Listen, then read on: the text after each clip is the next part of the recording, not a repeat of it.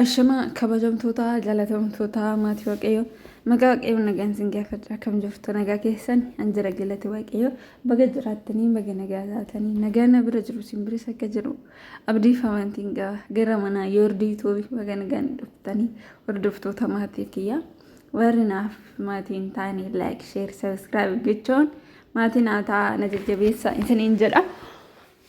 Nagaan bira jiru sin bira akka jiru abdiin amantiin hojiin akkam ture ana bira galata waaqayyoo bareedaadha. Har'amoo viidiyoo gabaabduu takkan gabaatee dhufe viidiyoon kiyya kunis warri dadhabdaan kan itti boqotta akkasiin kofalchiisu abdiin qaba. Dhugaa dubbachuuf jennaani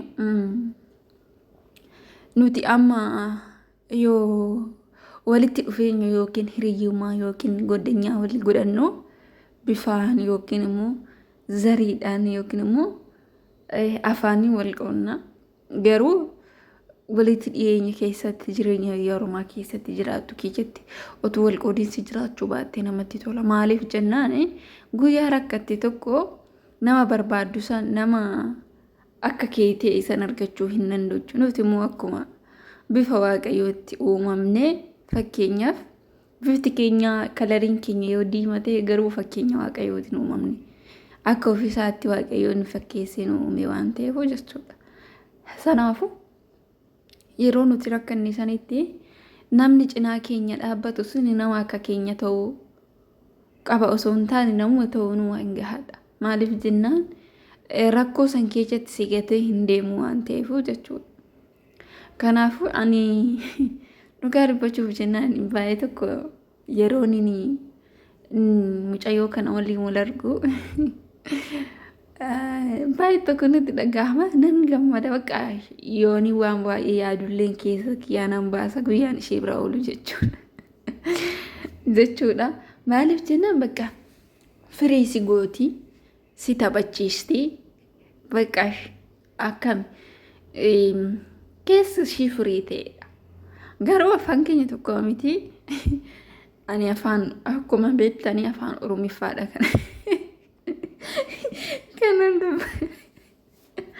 kanan dubbannu isheen immoo afaan Gaanaadha. Afaan kana badaa waliin galu garuu waliin galuus baannu akkasuma harkaan mallattoodhaan walii ibsina yeroo tokko tokko jechuudha. Sanaafu bakka firii nama gootii nama taphachiistii das kan nama jechuudha. Anna nuti afaaniin illee waliin qoonnu namummaadhaan illee waliin qoonnu baay'ee kan waan hin dandeenye kan wajjin haasofnu kanan gaafadhuudha. Kan beekturraa natti dhimti haga beekturraa jechuudha afaan isheetirraa. Innaa iddoo bareedaa iddoo bashannanaa bareedaa turre guyyaa hojii darbee baadiyyaa turre mana isaanii bira deemnee baay'ee tokko hojii xumurree hojiin illee baay'ee tokko baay'ata. Hojii xumurree boqonnaadhaaf gadi baanee calee irra teenyee qilleensa baadiyyaa beektu namni baadiyyaatti dhalate ijoolleen baadiyyaatti dhalatanii jirtan jedheen ayyaada. Qilleensi baadiyyaa akkatti nama hawwatu qilleensi achi jiru iddoo kana jiru qilleensa akka baadiyyaatti fakkeenyaaf yeroo biraa namni yaadattan hoo jiraatanii naannoon ani itti dhaladhe naannoo baadiyyaadha. Naannoon ani itti dhaladhe naannoo baadiyyaa yoo ta'u gaara namni qaba. Fakkeenyaaf qarree sanitti yoo baane qilleensi isaa baay'ee kan nama hawwatudha dhugaa dubbachuuf jenna. Qilleensi iddoo kana jirulleen akkas ture dhugaa. Qilleensa baay'ee namatti tolu. Sanaaf mataa naaf kimna nan jettee mataallee naaf guyyaan naqee fi gadi mataan ishee irra hin jiru isumaayyuu na dhayyuu nan jette nan naaf addaan akkaaffalee. Naakkas ture maaliif akkatti furdatte hoolleen jedheen gaafadha. Bakka shassaabiin qabdu asaaballisheedha. Garuu daa'ima haadha ijoollee lamaati.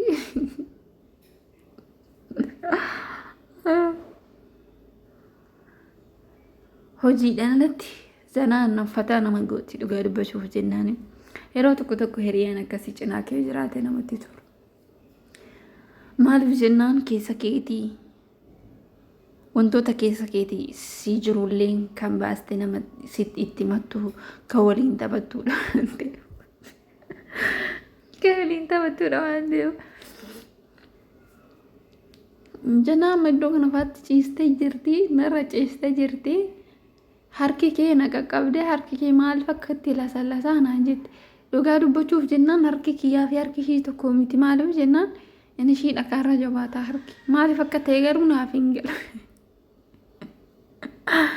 Kee maaliif akkatti hin jabaannee kiyya hooyi naan jetti. Harki ishii baay'eetti jabaata. Maaliif akka ta'e garuu hin beeku. Furdinaaf moo? Yoo furdatan harki nama hin jabaatoo ani hin beeku dhugaa. Innaan maaltu akkatti si furdisee hin jedhaan maaltu akkatti si furdisee naan jedhaan innarraa fudhadhu gimmaa shanarraa qooddadhu naan jechaa jirti. Anoo hin soquu xiqqoo naa kenni malee ani badaa hin soquu jechaan hin jiraan. Harka hootee malee baay'ee hin barbaadu. Maaliif jennaan gisee tokko furdinnis qal'innis hin barbaachisu. Biyaansi giddu galeessa likkeenyaa ta'anidha kan bareedanii furdatanii ara malees fakkeenyaaf garaan nama keessa ba'a. Amma isheen garaan itti ulfaa fakkaata. Ispoortii hojjedhu waan jedheen hojii kanarratti ispoortii hojjedhaa naan jetti. Garuu dhugaa dubbachuuf jennaan gisee tokko hojii namatti baay'atee simiti kan huqqatanii hojii namatti baay'atee simiti kan furdatan. Amma hojiin ishiin mana lama hojjetti. Hojiin mana lamaanuu baay'eetti neffiidha. Anuu guyyaa hudii kayyaan deeme boqonnaan qaba. Maaliif jennaan bisidaatiin jira akkasuma immoo namni biraa dhufanii mana saniitti nyaatan waan ta'eef jechuudha. Alaayi akkuma beekamu nyaanni mana isaaniin beektanii ayinataa tokko ayinataan lama nama hin gahu waan ta'eef. Sanaafuu ispoortii hojjedhu furdinni kee hin jedhaani. Kiyyaa walitti hidheetoo hundumaa ta'e maqaa ishii kan hin gahu. Garuu hundumarras furdachuunis qallachuunis osoo hin taane fayyaa qabaachuudha. Maaliif jennaan fayyaa waa hundadha. Furdattees qallattees inni guddaan fayyaa qabaattee jiraattedha kan nu barbaachisu. Baay'ee tokko itti buhaaree baay'ee tokko wajjin taphadhee baay'ee tokko wajjin gammada. Akkasuma hojiilee nuti wal gargaaree guyyaan dhaqu. Biyaansi yoo ishiin kutaa hojjettu ani kutaa aanuu nan hojjedha. Akkasuma mi'a nyaatan itti naa kushanaatiin nan gargaara. Dhugaa dubbachuuf jennaan dhaqnaan akkuma mana kiyyaattan hojjedha. Garuu ijoolleen tokko akkasii miti. Maaliif beekas waaqayyo irrallee nan argadhee waliin hin gargaare. Kanaaf baay'ee tokko wajjin taphanna turre. Akkasii isiniin jedha obboloota koo warri furdattanis warri qallattanis innan daa'immoo nagaa waaqayyo nu kennu. Nagaa waa hunda jaalala. Akkasumas immoo bakka hunda deemtu hundatti jaalala qabaachuun gaariidha. Jaalalaan nama waliin jiraachuun gaariidha. Waaqayyoon immoo hunduma keenya jaalala. Nageenya tokkummaa nuuf haa kennu isiniin jedha obboloota kiyyaa. Innaa viidiyoo kiyyaarraa tana fakkaatti. Isinis immoo itti bohaaraa namoonni baay'een jechuudha. Istoo irratti yoo argu galakkisu sila dhiiramoo sila baangaaliidhamoo jedhanii na gaafata. Ijoollee baay'een dhiiratti fakkaate. Innaa dhiiraa matii dubartiidhaan isiniin jedha. Asitti immoo kun zanaa fataa jettee dandeessti.